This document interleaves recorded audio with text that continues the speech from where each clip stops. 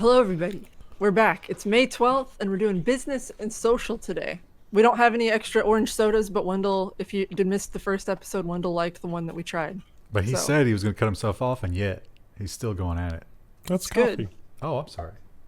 Oh, that's right. It's a different cup. What a weird transition. It's not a Just great mix transition. the soda in. Well, you know who is doing a great transition? At least they got a really good headline. They were the first to do it, and you have to admit, take all of your preconceived notions about big tech companies and set them aside, and let's just think about the scientific accomplishment here. I mean, these are just, and it's not like exactly 2 nanometers because but it's still amazing. Yeah, IBM creates the first 2 nanometer chip. And so Anantech has the article, and there's like a million disclaimers here in terms of like the 2 nanometer, because we make transistors in 3 dimensions now instead of 2 dimensions, and this is roughly the density that it would have been if it was actually 2 nanometers. And the only feature of it that's actually 2 nanometers is probably like the differential, or like the anti-electron leakage coating is probably about 2 nanometers thick, but the density is insane. And when we look at what we're dealing with now, Yeah. that is a huge leap forward. 91 million transistors per millimeter squared on the TSMC 7 nanometer process versus 333 million transistors on IBM's process. That's bananas. And here they are. Look at them all just nestled in there. That's a surprisingly, like, at this point, aren't we just, I mean, IBM, they finally live up to their name, individual bit manipulators. But That's not their name. except it's atoms. They're individual atom manipulators now. Now, TSMC, they announced that they were on track for 2 nanometers, but that's going to be a couple years down the road, wasn't it? Yeah, This is also a prototype chip. So like that wafer only has a few things that are actually 2 nanometers, because this is a prototype, or yeah. If I were this guy, I would not have been able to help myself. I would have brought out like one of the bad wafers, and as I was presenting it, I would drop it and be like, "Oh God!"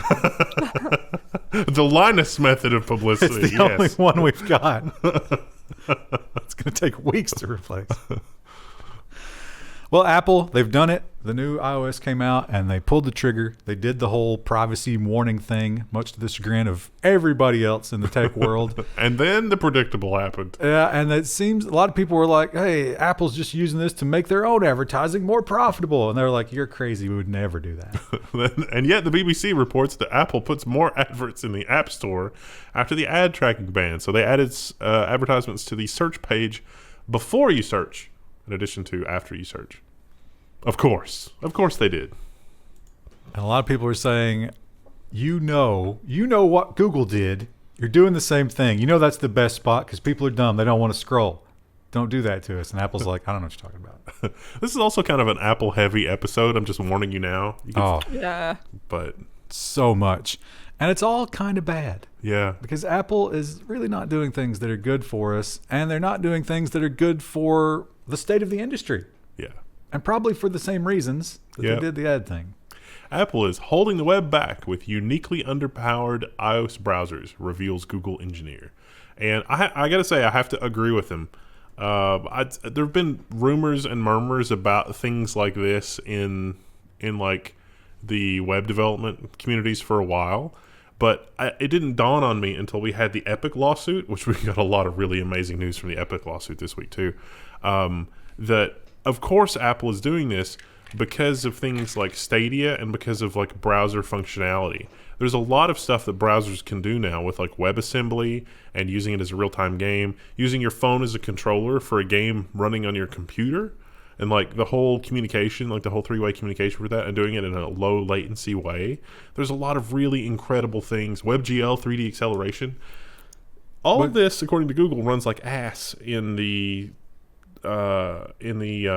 Safari browser. But you got to mention that when anybody criticizes Apple about the walled garden, one of the things that they immediately fall back to is like, hey, listen, do whatever you want on the web. Yeah. That's you have full technology to do all this on the web if you want to. And they're just like, but wait, you don't support all these technologies. Safari is garbage. Everyone hates Safari. It's never Krista, consistent I compared to thought others. WebKit was your favorite browser technology.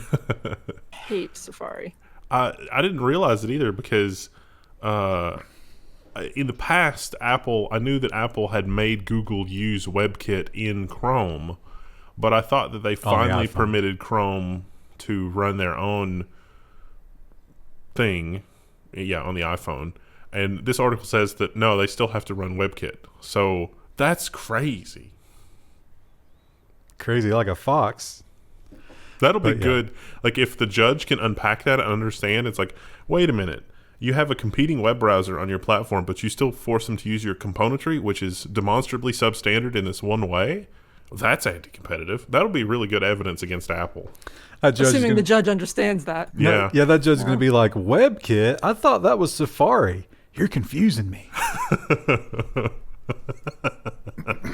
Sadly, probably, yeah. And Apple, one thing about Apple, I mean, they're still killing it, but the hardware lust seems to have tapered a lot, This article's worthless. especially during the Yeah. pandemic, because people were like, you know what, maybe I won't refresh my iPhone this year on account of the unemployment. And so they got to figure out some new gimmick, right? Except this is not a new gimmick. Apple's reportedly working on a foldable iPhone for 2023. That's like 7 million years from now.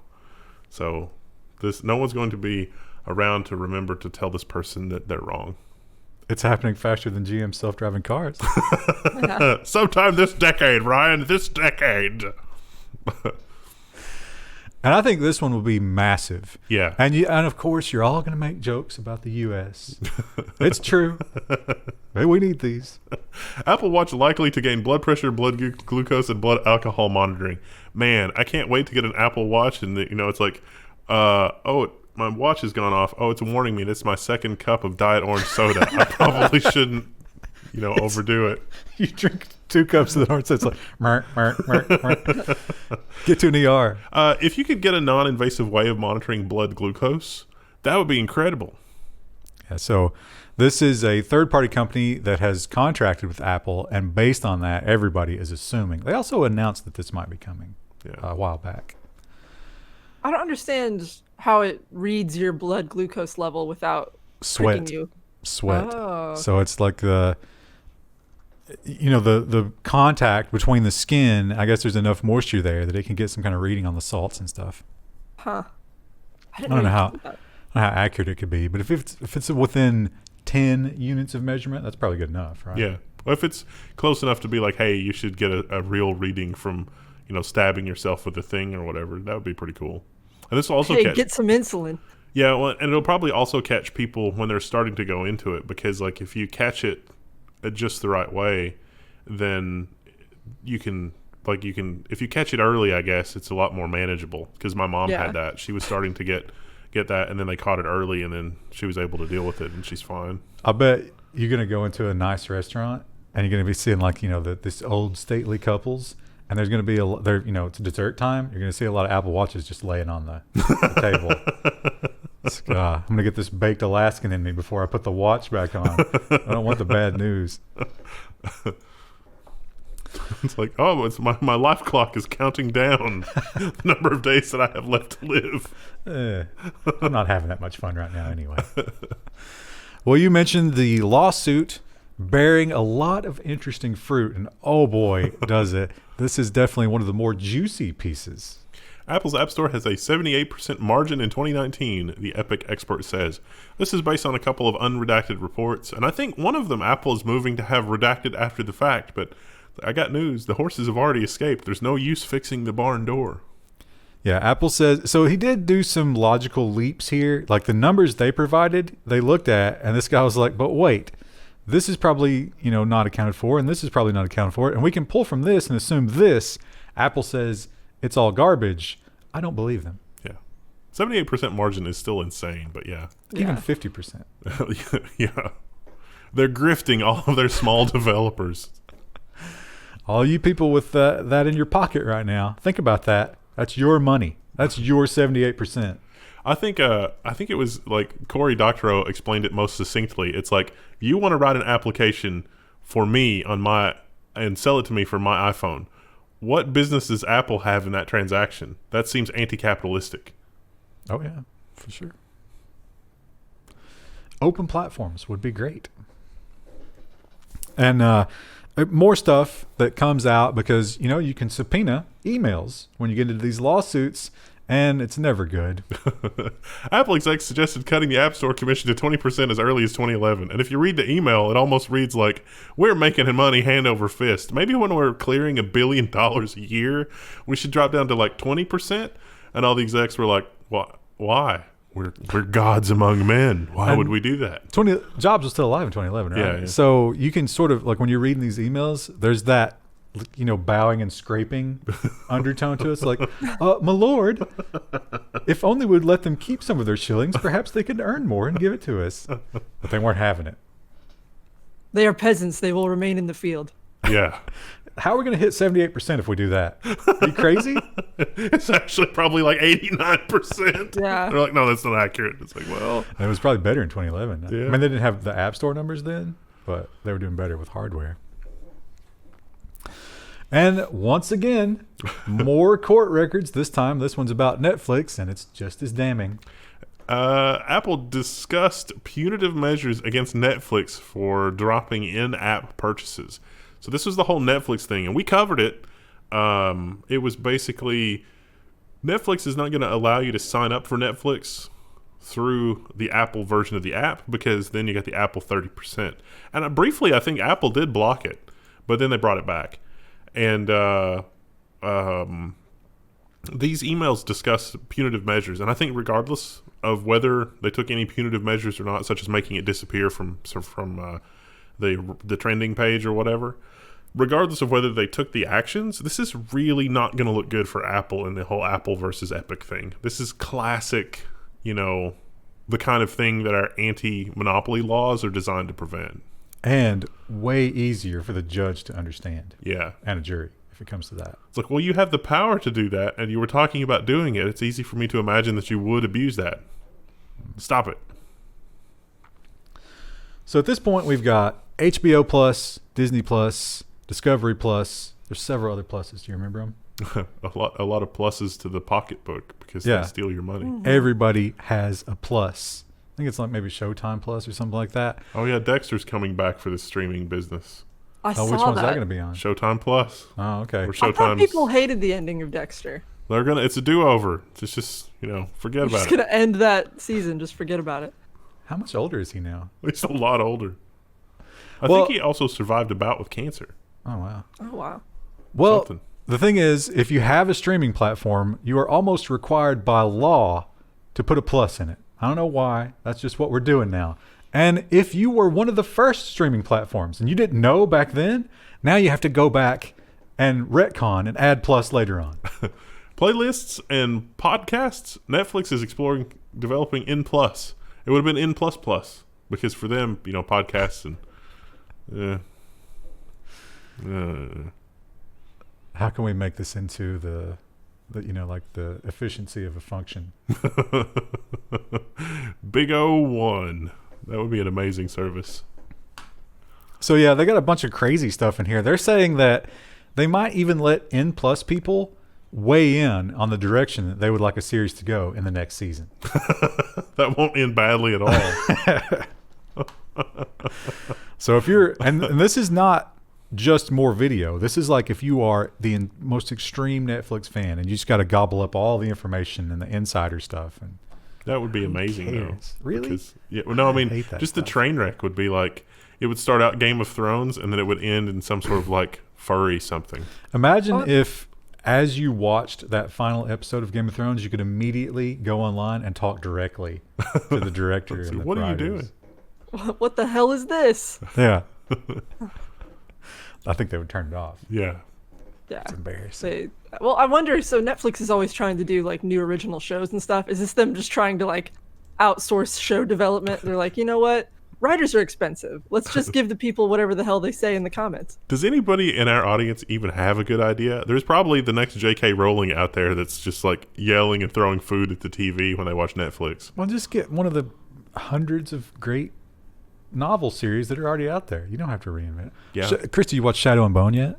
No, you keep talking about it. There were a and I haven't lot of watched it. comments in the last episode that were like, OMG. I'm telling you, Krista, it's like it was made for you. It's like they took Game of Thrones, ran it through the Krista filter. Speaking of poor authors, there's all those authors from Disney that Disney has jettisoned. I'm sure we could pick up the rights to their stuff for cheap and turn it into something, since Disney's apparently abandoned the rights. But isn't that all Star Wars IP?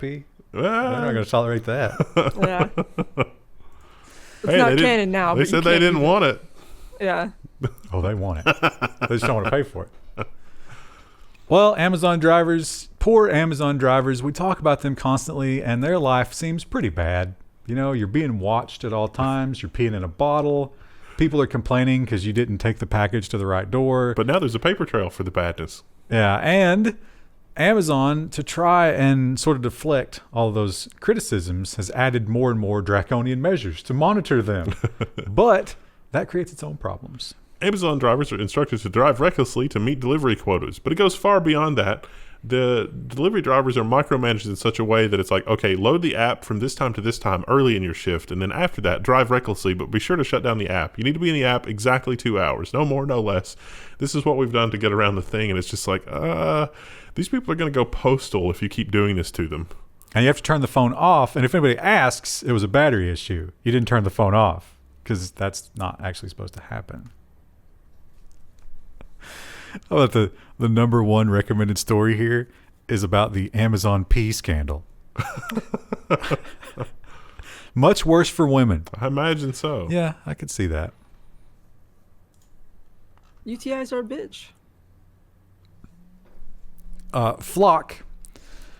FLoC was supposed to be this beautiful thing where all the advertisers, they came together like a flock. And it was beautiful and it was wonderful, but they are flocking away from it.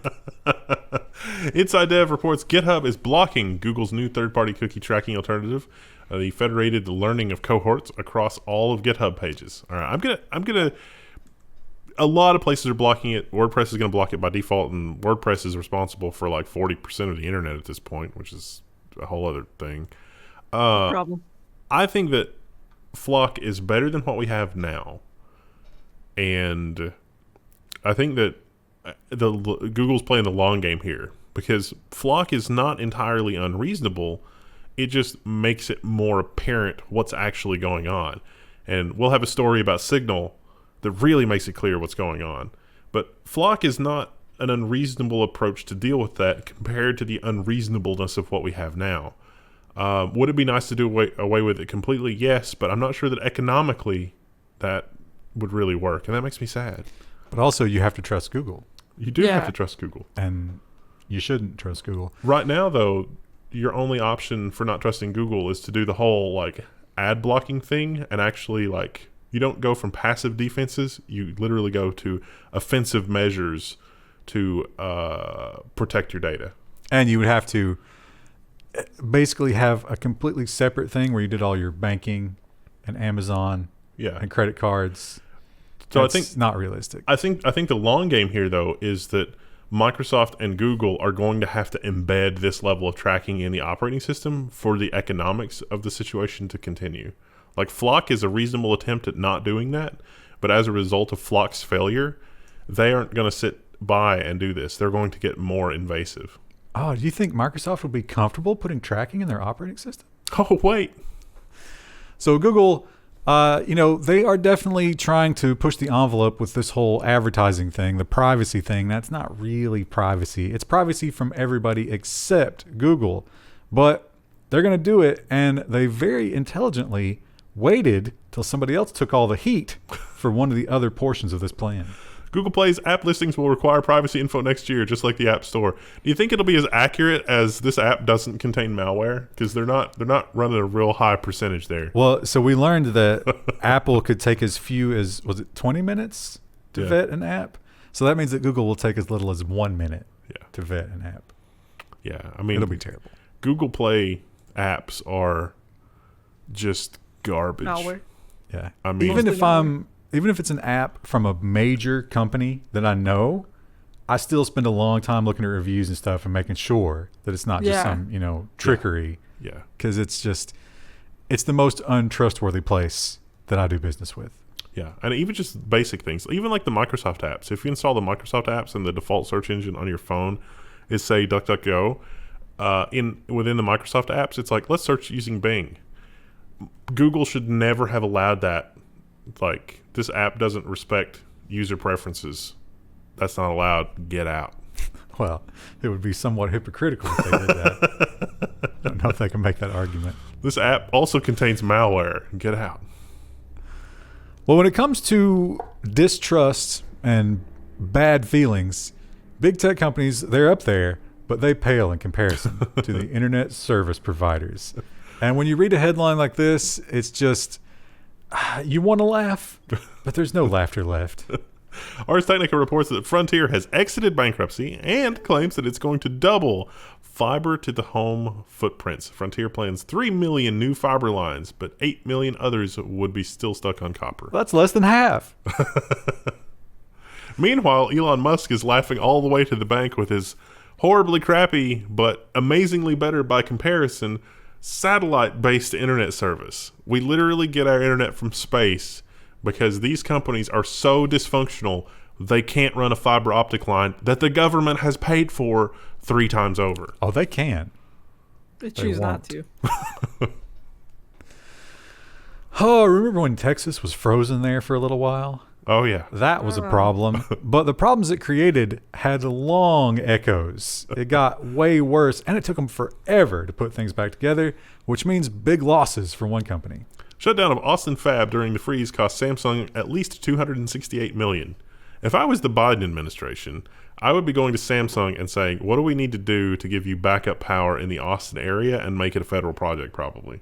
Because if he's going to spend all that money for fabs and jobs and blah and blah and blah, fix this. This is low-hanging fruit by comparison, because I guarantee you it's not going to cost $268 million to put redundant power in for that factory. But I don't understand what part of that plan has anything to do with racial equity.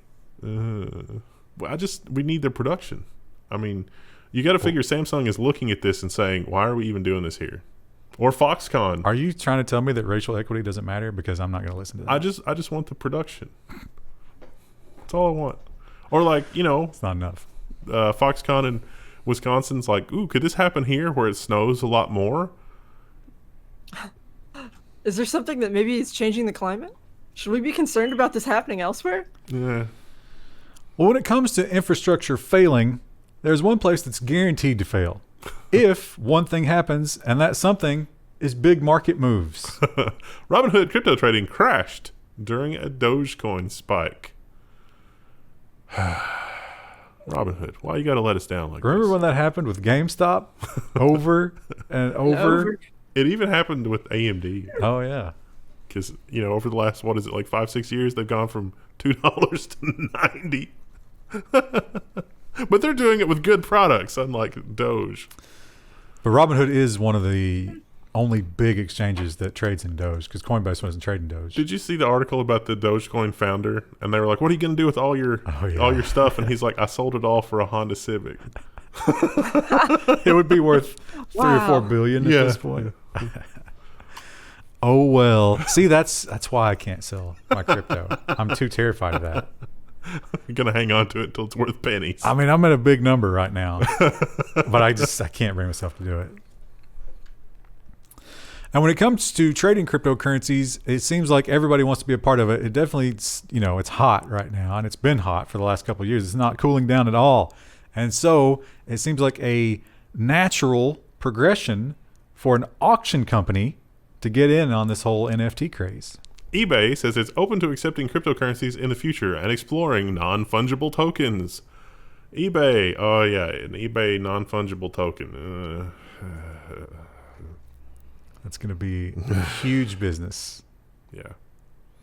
I don't know this. I can't make this promise because, you never know what you're going to do, but I hope I go the rest of my life with never owning an NFT. Somebody's going to send you one for free now because of that. Okay, I'm never going to buy one. How's that?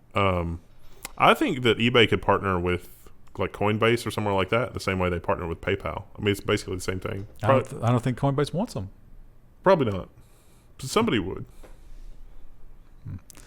This one should have been sorted after the Frontier story. But like you said, Elon Musk is kind of killing it. I mean, we don't know how this will deal with capacity. That's the issue. So the one people that I've been talking about for a couple of weeks, they got their service. It's incredible. Yeah, I've only heard amazing things about it, even in this area. And it is impressive. I would like to get my parents on it, actually. Yeah. Because it would be cheaper than what they're paying now. Think about that. Yeah. $100 a month. Although they have to pay the $500, but they make that back in like 2 years. And apparently, I'm not alone. Everybody has this thought process. Starlink satellite internet gets 500,000 pre-orders, and Musk says, yeah, we're going to sign up everybody. It is around here, once you get more than about 2 miles outside of town, you know, the advertised speed is like 100 by 10, but Starlink has got them beat all to pieces. It is insane.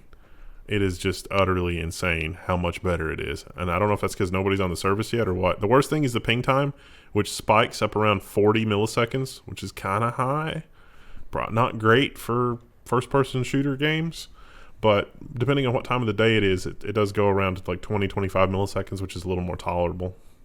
I feel like my first-person shooting days are over. Yeah. I could probably live without that. Well, I was gonna say, I mean, you know, people like your parents too. They don't need that. They don't care. Oh, they have, and the latency. Their latency is terrible. Yeah. Yeah, because it's overextended. It's on the mountain. Yeah, it's just, but it really is incredible. Like you can, it's insane. And now that's going to drive up the value of property. Like if you want to have a farm somewhere that doesn't have anything, you can get this, and it's not entirely unreasonable. Yeah, good luck finding a farm right now. For real. And another thing that I know is coming with my parents, because, you know, they're older, but my dad at least is still very involved in Facebook, at least. He's addicted to Facebook.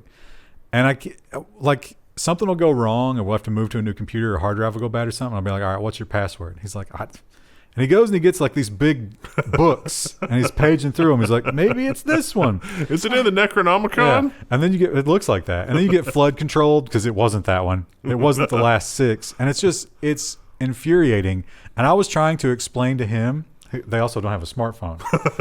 I was trying to explain to him how this was going to ruin his life. And he has to figure this stuff out before this happens. Google will automatically enroll users in two-factor authentication soon. Google hates passwords, so it's trying to replace them with two-factor authentication. This article, I really feel like this person needs to experience Microsoft's approach to this, because Microsoft's already got this figured out. Google needs to just copy what Microsoft has done. Because I did the Microsoft thing with Mom, and it doesn't require her to do a password anymore. She can do her fingerprint or a PIN, which she's much better able to remember. And then when she's forgotten her password, she just uses a quorum of devices she can get to just set a password for whatever it is that needs an actual password. Yeah, but what if she gets burgled? Well, that would be bad. Yeah. Yeah. I worry about that. If I lose my phone, that's going to be, until I get the replacement, that's going to be a rough time. You might get a burner phone and just hide it somewhere that's got an extra copy of the Authenticator app. Yeah, but look at what we're doing to live in this world. And the last of a dying breed, and I'm not sure that anybody necessarily misses them. I mean, this is a technology that's just it's moving so fast. Yeah. One good thing about the smartphone revolution, it pushed this. Yeah. And it pushed these off the table. Sony discontinues its last DSLRs. The move was inevitable after it made mirrorless cameras dominant. So yeah, SLRs, you know, they have a mirror and you can see what the sensor is going to see. But it turns out we don't need that mechanism anymore. The LCD screens have gotten high enough resolution and high enough refresh it's nuts. What do you think the percentage of Americans using cameras like that actually look through the viewfinder and not at a screen? It's smaller and smaller and smaller every day. It's got to be tiny at this point. Yeah. And the viewfinder, like on that camera, that's the Lumix S1. That was the first viewfinder that I looked through and was like, oh my God, LCD technology is there, because it looks as good as reality. Like the number of pixels and the refresh rate, because it's like 120 hertz refresh rate, moving it around, there's no delay. It is incredible through the viewfinder if you still use the viewfinder. I think the viewfinder is actually easier to tell focus and sharpness than the LCD screen through the viewfinder. I was gonna say, I've been messing with the one here and taking it outside, and it's nice when you're in bright sun to have the viewfinder instead of trying to look at the screen, which is often a little too dark. Yeah. I'd say viewfinders are probably another 10 years. We'll be saying goodbye to them. Rip. It'll just be in your retina. You don't have to worry about the sunlight. It's Injected just in your brain. eyeball. Right next Also, to the Facebook ad. The images will also be stored in your retina. So you don't need a physical storage device. Well, CD Projekt Red, they have a lot of goodwill to make up for the whole cyberpunk thing. People weren't happy about it. I didn't think it was as bad as everybody said, but at the same time, I didn't play it again after a certain day, and I don't miss it. It wasn't as bad. It's like the story building is incredible, but there's no, like, all the doors are locked. It's sad.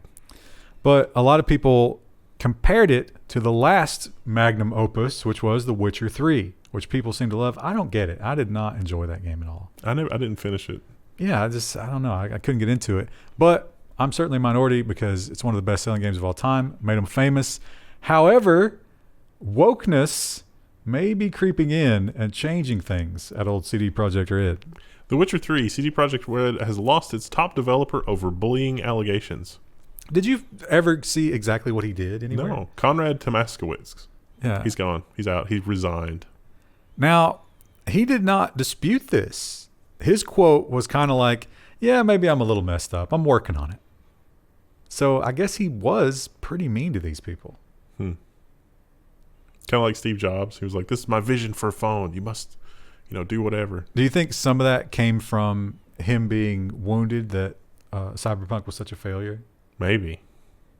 I mean, again, it's a good foundation for a story, but they didn't like in Grand Theft Auto, you can just randomly go do things and find something to do because there's like a million people you can interact with. Cyberpunk did not have that. I always kind of felt, I mean, I didn't play it, but I watched you guys play it. I always felt like Cyberpunk, none of the NPCs that you just ran into on the street were actually people. Yeah. They were just like walking environment. I kind of feel like that in IRL. Just NPCs. Everybody everywhere. around me is an NPC. Are our audio levels still good? Because Krista seems super quiet to me. Krista. Talking. Yeah, Do I looks sound good. okay? Yeah, you're good. That's fine. You're actually a little louder than we are.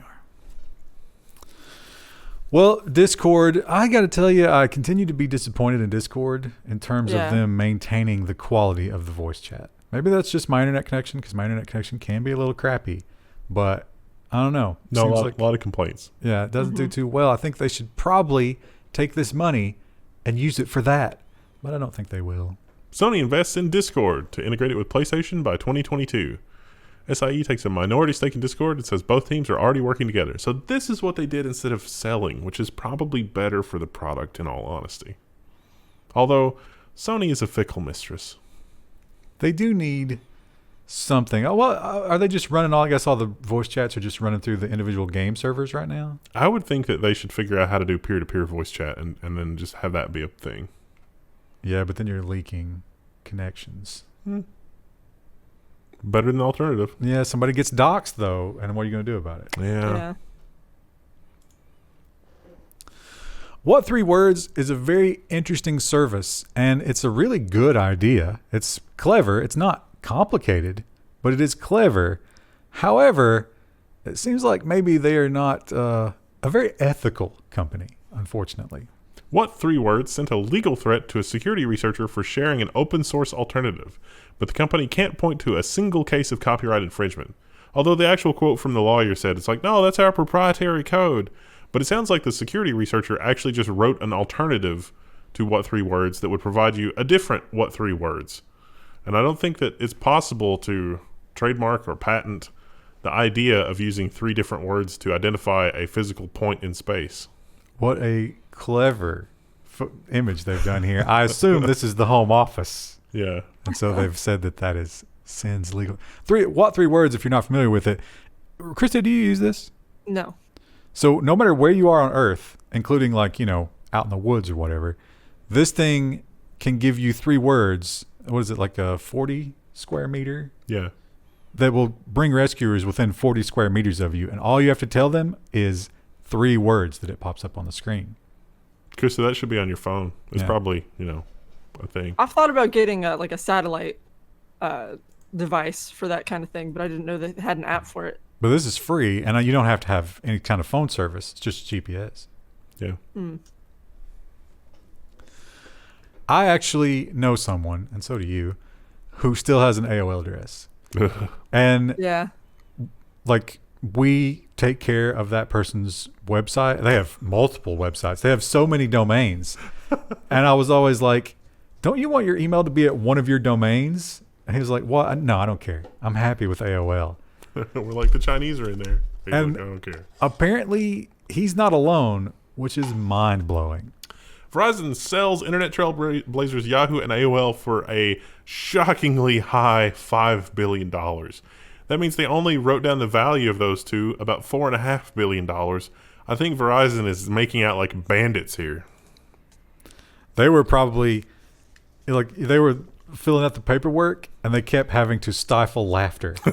Like, can you believe they're going for this? And we just got rid of Yahoo Answers. They only lost, $4.5 billion. So I don't know how much they're really laughing, but yeah, I mean, Well, the alternative is to hang on to these turds. Yahoo had an e-commerce platform that was written in Lisp in like the late 90s, and it was incredible. And Yahoo just had amazing technology after amazing technology, and they just fumbled it every single time. It's breathtaking how a company can make so many mistakes. That's what a mindless bureaucracy will do eventually. You can't survive at that size. And some good news, SpaceX, and this maybe will help them with their General Accounting Office audit for the whole NASA thing, because they did it. They brought them home. SpaceX returns 4 astronauts to Earth, a rare night splashdown. Woo. Everybody is safe and sound. Good job. What's the first thing you do when you get back from the space station? Say you've been up there for 6 months. This said that they went to see their families immediately, and usually it's impossible to do that. But this was the fastest return ever. It's not what I would do. What would you do? I would, it's got to be some kind of like food or something, right? Yeah, it's like, a nice steak. Or if you're getting out of prison, or sex, if you can swing that, if you can set that up ahead of time. If you can, Well, maybe booty that's why call, they wanted to rush home to their families. Someone got a booty call from the space station. I guarantee it. NASA listens into all those calls, so they probably had to do it in code. Because one of the astronauts was like, "It's so weird to wake up on the space station and then be sleeping in my own bed and wherever." I don't know. After 6 months, they probably aren't worried too much about that. Moving on to social media, one of the things that people commonly criticize Twitter for is that it's a cesspool of hate and misery. And I think that's true, certainly. A lot of nasty people on there. And Twitter, God bless them, they're trying. But what can you do? Yeah. Twitter begins to show prompts before people send mean replies. The tech company tested the prompts last year, and they led to fewer offensive replies on its service, so it's rolling them out widely. Can we get this for the YouTube comments? Susan, you paying attention? Are you seeing this? I don't think it would matter. So here's what they get. I assume that they're using some kind of like natural language AI to try and figure out if you're being mean, or is it just keyword, you think? I just want people to stop complaining about me fidgeting, because I can't help that. I mean, I'm going to have to get different medication or whatever. It's fine. That's normal, though. Well, maybe not for the wider populace, but I understand the fidgeting thing. That's normal. I think it's totally fine. I think you could control it. I don't believe that. But I don't think there's any value in doing that. Like, I think it would be so preoccupying that it would ruin whatever else you were working on. Yeah, I could, but I wouldn't be conversational if I were dedicating that much brain power to being still. Now, I will make one exception with that, and that is driving. During which time, when you are having a conversation, things get weird. Yeah. Yeah. I try, though. You don't understand. Driving was escape for me, so it was like I'm never going to be able to leave the confines of this horrible prison if I can't drive. So very motivating. Listen, when I got that first car, that's why I think that's one of the reasons I'm willing to spend a lot of money on cars, because to me it is that freedom. And in the social media world, we had a monumental decision this week. Everybody was hanging on this. Everybody, are they going to do it? What are they going to do? He launched his own website coming into this. I think he did a better job than the pillow guy. I think he was thinking that it was going to be a big triumphant return. They were going to say yes, don't you? Yeah. You remember when the Tiger King, he thought Trump was going to pardon him, so he got the limo? Yeah. I think that's the same kind of thing. But Trump's Facebook ban should not be lifted. The network's oversight board has ruled. So Trump's not coming back to Facebook. They did kick it, and they said that after a certain number of months, that Facebook themselves. Now, this is the Facebook Supreme Court that is supposedly not affiliated with Facebook, but they're saying that Zuckerberg and his team should make another consideration after a certain amount of time. A lot of people believed that without this, Trump has no chance at another election run. So it's never going to happen. I don't know. I mean, Facebook is pretty powerful with voters. But he has a blog, though. I checked out his site, and it really is just what his Twitter used to be. It's just him ranting. Uh-huh. Not in 240 characters anymore. No, he gets much more room. And you don't have to worry about all those pesky replies and comments and calling him out. It's calling out his lies if he says them. And if we go back in time, it's nice to think back. It's like, oh, remember when all the big technology companies weren't at each other's throats? But there was never such a time. No. We've always been at war with Facebook.